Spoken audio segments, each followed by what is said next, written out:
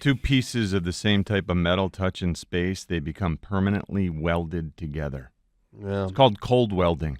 It's a phenomenon that occurs in the vacuum of space, Joe. The Eagles players and coaches haven't been welded together. It's like a vacuum of good football, isn't it? Yeah, of nothingness. I am devoid of talented defenders. Yeah, well, there's that too. We could just go on and on. There's that too. Guys, this is a low feeling. This is a low feeling. This is a feeling. Yeah. You know, I'll be curious what word or words people want to attach to it as far as how you feel this morning. I think the word that hits me more than any, and there's a lot that hits me. Demoralizing hits me. Anger hits me. Shock that it's gotten this bad hits me.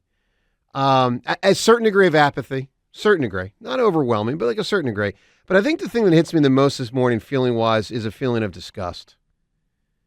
I mean, that game was a complete waste of all of our time yesterday. I mean, it was really hard to have any desire to finish the game. It was like I'm watching an Eagles game, and there was no desire to finish it. And I say to myself, well, I just feel disgust that they've put me in that position, that they've put us in that position. I mean, how can it get that bad? Well, I'll tell you how it get that bad. When you play and you coach, like you got your head up your hiney. And you do that really in many ways for much of the last month and a half. And look, I'll go. It's so bad. It's so bad. It is John. so bad, Joe. Like we've had some lean times here. That's right. During our show, that's right. just it hasn't felt like this where it's been just devoid of I don't know, like NFL quality level football. I know. And right now, It's like they're back to 2020 right now. It's worse. I mean, think about the fact that the Giants averaged 272 yards of offense a game this season, and with like 2 minutes left in the first half yesterday, when we're supposed to be doing the dress rehearsal, hey, look how tight we can be for the postseason. When we're doing the dress rehearsal for postseason football, we allow that team that racks up 272 yards a game to rack up 272 yards in the first two quarters, and there's still time left. That's right. That is, you just can't defend that. Our team is so, it's in a shambles. It's so undisciplined. It's so, it makes me wonder, is this coaching staff capable of getting our team ready to win now? Is this coaching staff capable of getting our team ready to win ever? The answer when you watch that game is, if it's like that, we're not going to win. These coaches aren't good enough to win in this league if it looks like that. Bottom line, it must be better, and I keep expecting it to be better every week because it can't continue to be this bad. I don't. Right? I don't. I mean, I didn't think it'd be cow. that bad yesterday, but my expectations were not particularly high. I mean, I told you last week I thought it was a complete joke. The Eagles were favored by as much as they were. These coaches, okay, it just feels like this team left too much to do. If we're going to become a good team prior to the postseason, that was my hope all season long. I just kept holding out hope. Maybe it'll happen. Maybe it'll happen. Holy cow, we are so far past that point. That's right. It's laughable. All right, here's where I'm at, and I agree with John on that, and obviously you can weigh in at 215-592-9494 on all of this. How you feel, what you think, what you saw, what you know, how you project this thing. Let me just start with this, because I have written down 7 things to sort of encapsulate. Is that the word, John? Encapsulate? Sure. Encapsulate, just to me, the top-end headlines, as I see them. Number one, there's no doubt in my mind on Monday night Sirianni's coaching for his job. And there's no doubt in my mind he should be coaching for his job. And there's also no doubt in my mind, even if he wins the game, he might still lose his job. Because number 2, the players have quit. Players have quit. I'm not saying every single player has quit, but players have quit. Well, A.J. Brown quit that game. A.J. Brown. I don't know about that. He got injured, and there was no reason to bring him back in the game. I wouldn't say A.J. Brown quit in the game. I'd say he got hurt. Do you think anyone held A.J. Brown accountable? My impression of that. Yep. And I don't know what the injury was. I know that after the game he was fine. Yeah, I understand. But by the time they determined that, the Eagles are down by whatever it was, 24 or 28 points, whatever the heck it was. Here's where I'm at. Sirianni has lost the team, and he probably will get fired and probably should get fired. Now, let's play this out in the next game, or theoretically two. and to make that determination. But as I sit here today, I find it improbable that they would choose to bring Sirianni back and that they should. Because number 2, as I said, players have quit. Number 3, the scheme is broken on offense. I mean, we've known this for months. We've talked about it for months. I'll just give you a prediction for the Tampa game. First play of the game for the Eagles offense. Just going to take a guess and tell you Hurts will probably be in the shotgun. I don't know why I think that, but I just think there's about a 100% chance of that. Number 4, and Ruben, I'll give him credit. Ruben Frank, post-game on TV, said this. I hadn't even thought of it. He's right. They should go back to Sean Desai for the playoff game. Probably won't make any difference, but they should, because you can't do worse than Patricia's doing. Number 5, and this is a big old headline, if you ask me. This is the biggest collapse in Philadelphia sports since the 64 Phils, and I mean that. The biggest collapse in Philadelphia sports since the 64 frickin' Phils. And I know, Joe, that would mean that this team was really, really good earlier in the season, and I think it might have been a mirage then. Well, it may have been a bit of a mirage, but they still had a 10-1 record. There's no... I understand because, that. John, think of it this. It's one thing to lose a couple of games. But we were asking the same questions. Why on earth can't they run a 2-minute offense? Why on earth can't they run a 4-minute offense? But why on earth don't they run the football? Why on earth can't they pass protect? But here's where there's no defending any of this at all.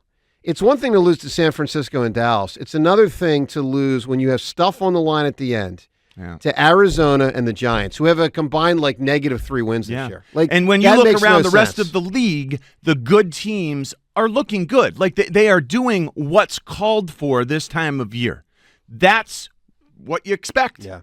And it was yet another week of the probably terrible Philadelphia Eagles. Yeah. It's now just a story where everyone is wondering, why on earth is this team this bad? No, I mean, because they shouldn't be, because the roster wasn't this bad. Well, the offense, and it's just been the defense team has been a slow unraveling all year long. Well, that is true. I mean, the defense is dreadful, but the offense should be better than this. Look, here's the deal. I'll say this on the offensive side. Here's my number 6, and I mean this. This is where you got to start looking at Hurts' contract, because he also deserves a tremendous amount of blame.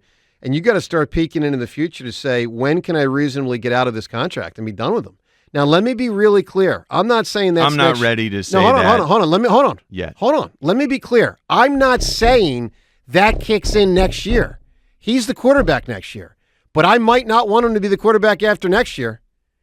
I need to start looking at that contract and say, what year can I get out of it? You need to start looking at the coaches that need to teach him how to play the offense properly. But quarterbacks to actually have a plan to go out there. I can't wait to see Jalen Hurts go out there with a plan, with plays that lead from one to the next. He doesn't know what he's looking at. No, he doesn't. And that's the coach's job to teach him that. It's both. It is. These coaches have let him down. I agree with you, but he's let them down. And let's not do the Carson Wentz thing all over again. He's 25 years old. Man. Yeah, he needs to be taught the way the coaches want him to see the field, and they didn't do a good job of that. There's no Come doubt. on, does Nick Sirianni feel like he can do a good job of imparting what he believes, what he thinks upon others? John, I'm already telling you, I have a hard time Sirianni understanding Nick Sirianni. Me too. He has too. to go. I have a hard time understanding Nick Sirianni when we talk to him.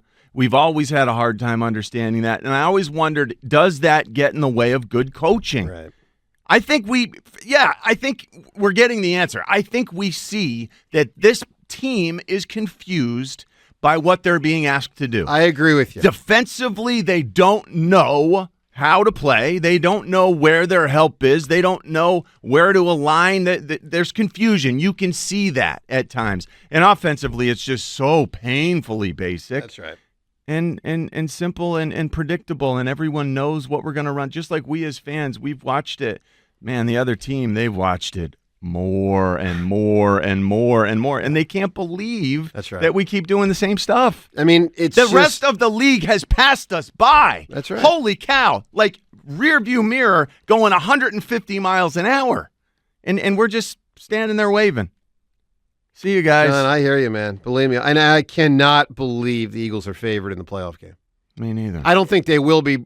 Forget by kickoff. I don't think they will be by midweek. I cannot believe that anybody on a national level that sees that game yesterday and looks at the last month and a half would say, I'm picking the Eagles against the Bucs. I'm certainly not.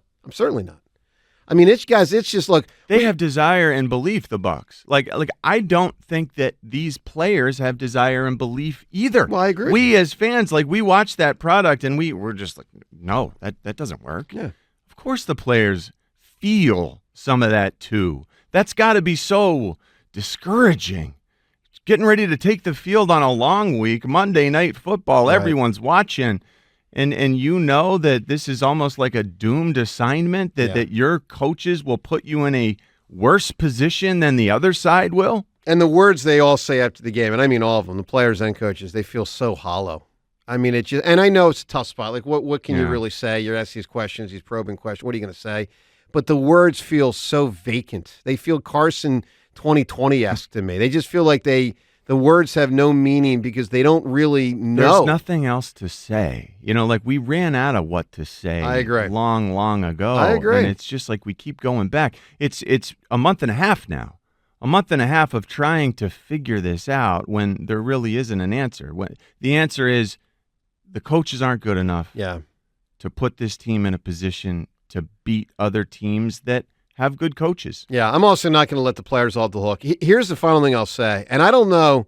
James, tell me if this is a good thing or a bad thing. I really don't know if this is a good thing or a bad thing. It'll all be over soon. Yeah, man. I feel you. I think we've all had the thought, what? The off season is not the worst thing that's ever happened. I can't keep doing this every week. It'll all be over soon.